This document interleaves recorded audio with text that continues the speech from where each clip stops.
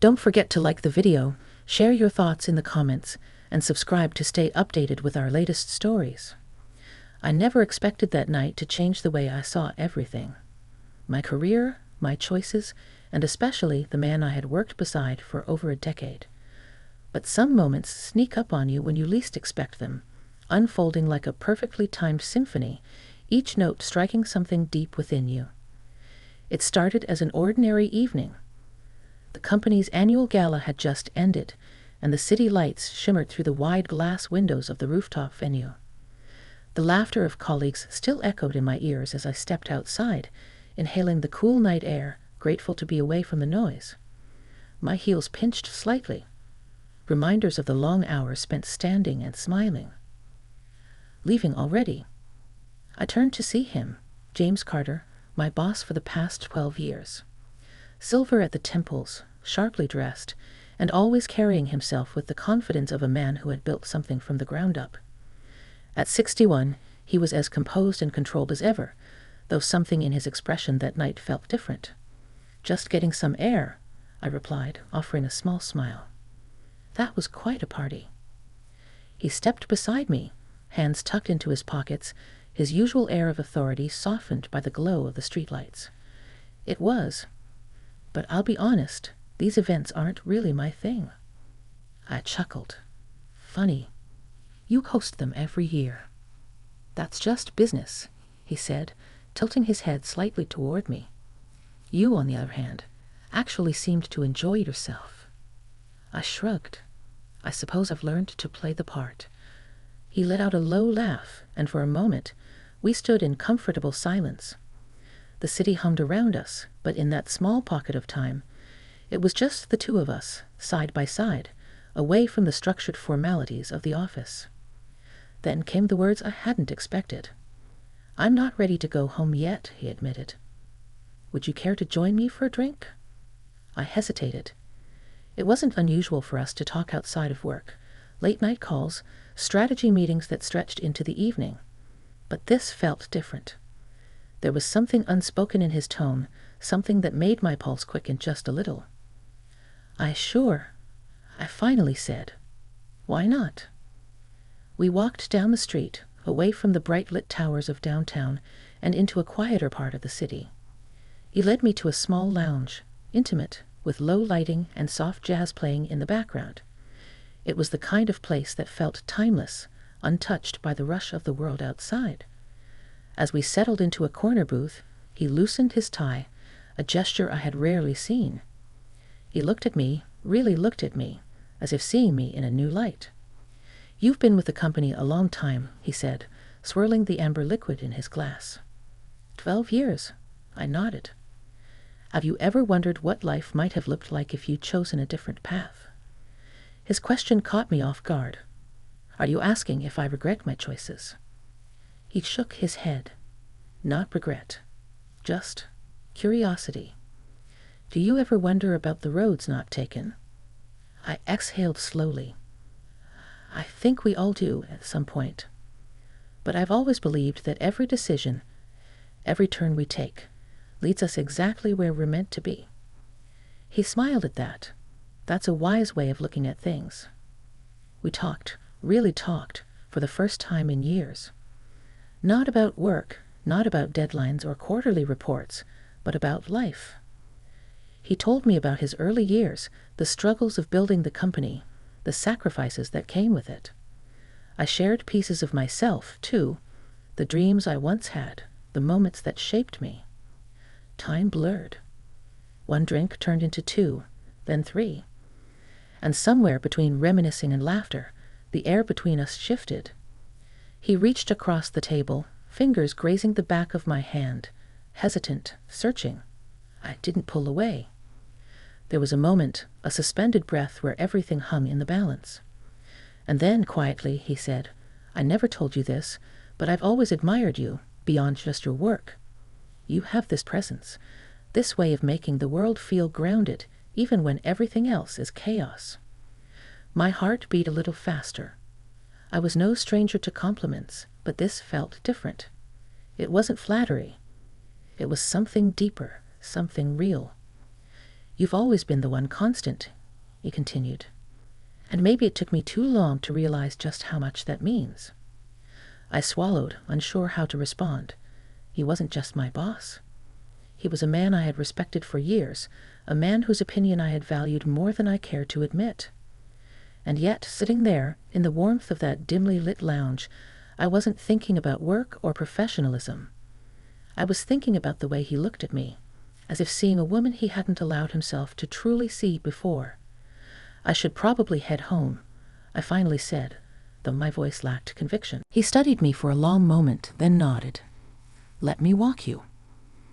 The streets were quieter now, the city settling into its late-night rhythm. As we reached my building, we lingered at the entrance. Thank you for tonight, he said, for listening. I smiled. I could say the same to you. A pause, a hesitation. And then, before I could second-guess myself, I leaned in, just slightly, just enough. It was the kind of moment where the world narrows down to two people, where the past and the future fade, leaving only the now. But before anything else could happen, I pulled back, my breath unsteady. Good night, James, I whispered, stepping inside before I could lose myself completely. As the door closed behind me, I pressed my back against it, heart pounding. Because something had shifted between us. And deep down, I knew this was only the beginning. The next morning, I woke up earlier than usual, my mind still tangled in the events of the previous night. The way James had looked at me, the warmth of his hand against mine, the unspoken words hanging between us. I had spent years seeing him only as my boss, a man of authority, respect, and distance. But now I couldn't stop thinking about him as James, the man who had let his guard down, who had spoken with quiet vulnerability, who had looked at me in a way that made my pulse quicken. I shook my head, trying to clear the thoughts as I poured my morning coffee. This was ridiculous. Nothing had happened. Nothing could happen. But as I walked into the office, I felt a strange, lingering tension, as if the air itself had changed. I caught sight of him through the glass of his office. He was on a call, but for the briefest moment, his eyes flicked up and met mine. A pause. A hesitation. Then he gave me the smallest of smiles, one only I would notice. I felt it like a quiet storm beneath my skin. The day passed in a blur of meetings and emails, but my mind kept drifting. It didn't help that James seemed more present than usual, stopping by my desk more than necessary, holding my gaze just a second too long. By late afternoon, I was restless. I needed fresh air, something to clear my thoughts. I stepped outside onto the small office terrace, inhaling the crisp autumn air. The city buzzed below, a symphony of distant honks and chatter. I was so lost in thought that I didn't hear the door open behind me. You've been avoiding me. Jane's voice was calm, but there was an edge to it. I turned, forcing a light chuckle. Avoiding you? That's a bit dramatic. He stepped closer, hands tucked into his pockets, that same unreadable expression on his face. Is it? I sighed, rubbing my temples. James, last night, was different. He finished for me. I know. I looked up at him, at the man I had worked beside for so many years, and yet in this moment he felt unfamiliar. Or maybe, for the first time, I was seeing him clearly. We can't do this, I said quietly, though the words felt hollow even as I spoke them. He studied me for a long moment, then exhaled. I know what you're thinking, that this is dangerous, that it changes things. It does change things, I said firmly. James, you're my boss. There are rules, expectations. I don't care about rules, he interrupted, his voice low but steady. I stared at him.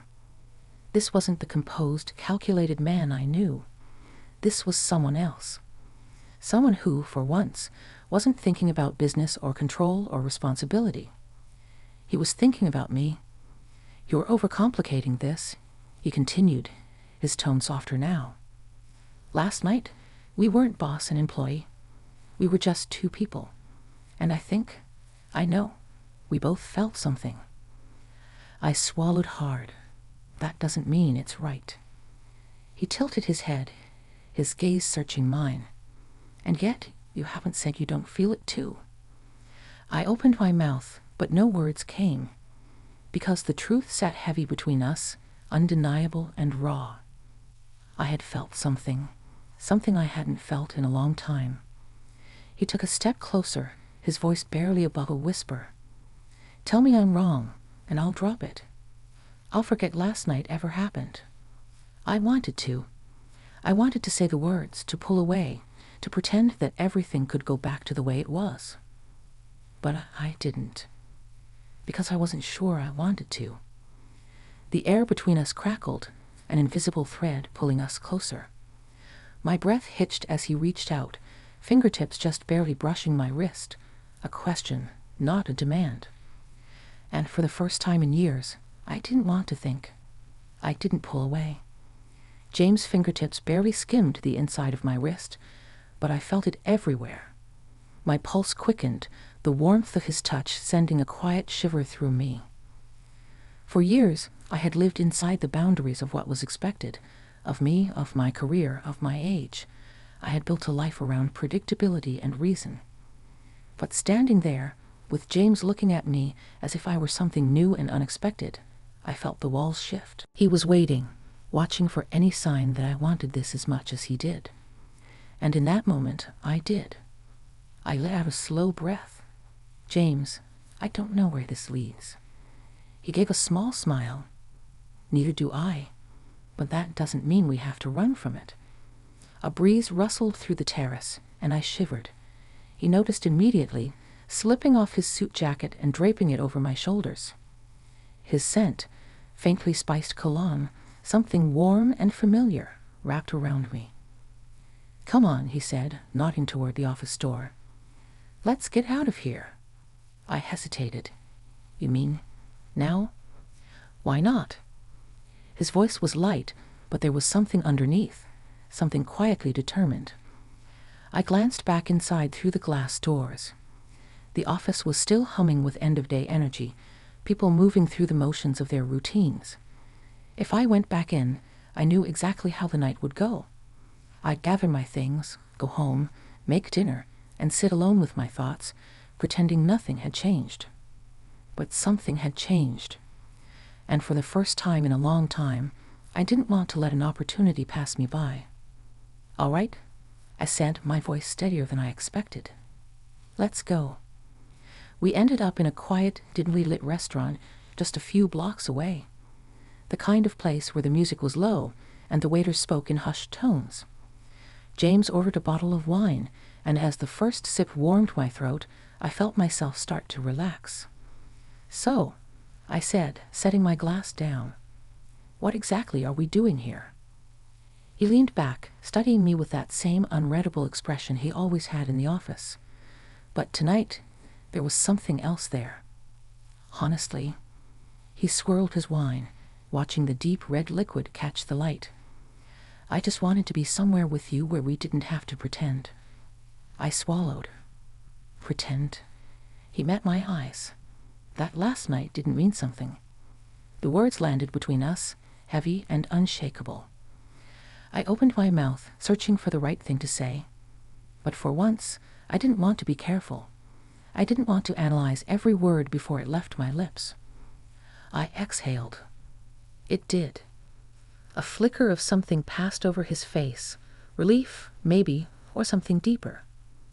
We talked for hours after that. Not about work, not about responsibilities, but about us. I told him things I hadn't admitted out loud in years. How I had spent so long putting my career first, how I had convinced myself that love, passion, connection was for other people, younger people, people who still had all the time in the world. James listened, really listened. And when I finally fell quiet, he reached across the table, his fingers brushing mine in a touch so simple yet so deliberate that my breath caught. You're not alone in that, he said. And I believed him. By the time we left the restaurant, the city had quieted. The streets glowed with the soft amber hue of streetlights, the distant hum of traffic filling the silence between us. We walked for a while, neither of us ready to say goodbye just yet. At a crosswalk, he stopped and turned to me. "I don't want to rush this," he said softly. "But I also don't want to pretend that this doesn't matter." My heart pounded. "James." He gave a small chuckle, shaking his head. "I know.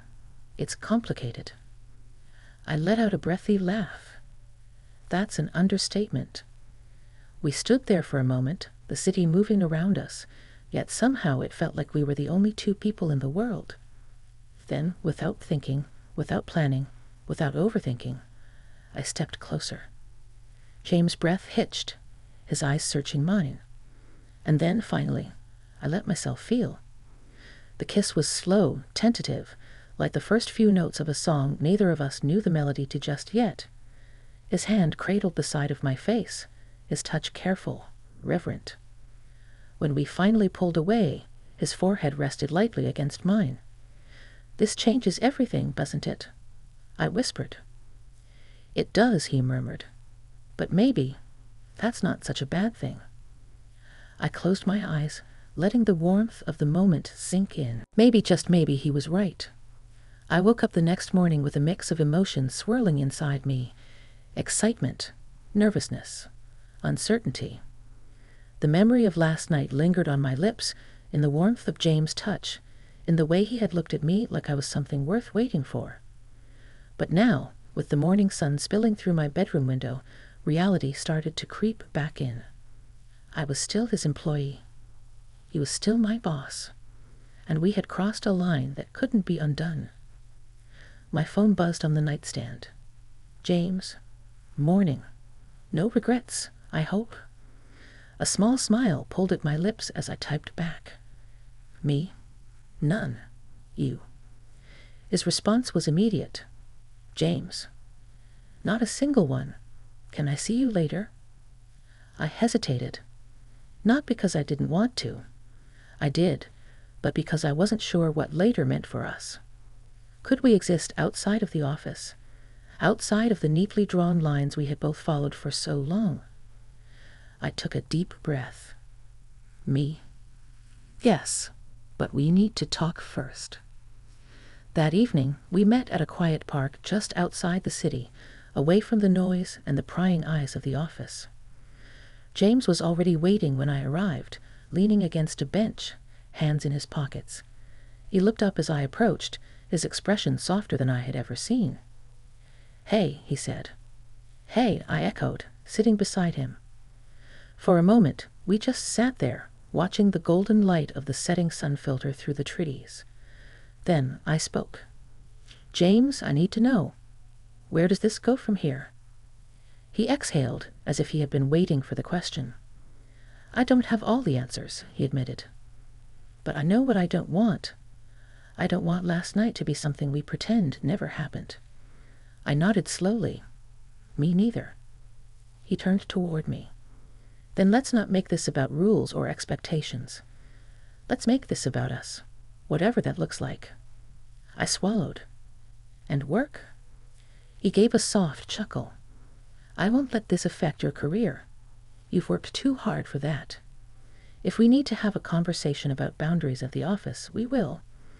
But I don't want to lose whatever this is just because of logistics."